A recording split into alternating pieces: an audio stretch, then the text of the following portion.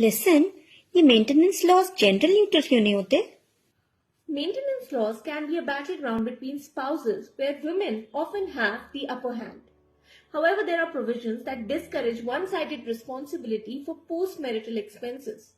Section 125 CRPC allows wives to receive financial support from their husbands. However, the husband is relieved of this obligation if the wife is living in adultery, refuses to live together, or both the parties live separately by mutual consent. Similarly, Section 18 of the Hindu Adoptions and Maintenance Act entitles wives to be maintained by their husbands throughout their lifetime, unless they have a questionable character or cease to be a Hindu by conversion. While these provisions put the primary responsibility of maintenance on men, there is one provision that is gender neutral.